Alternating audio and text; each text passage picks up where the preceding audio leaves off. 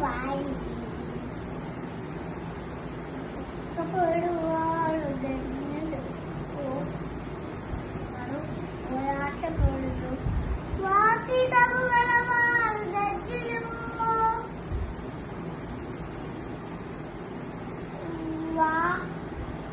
భూలోక స్వతతిచ్చుదు నీతి కొరకు ఆకలి దప్పులు గలవారు గజ్జులు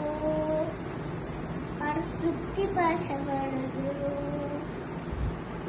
కనికరము గల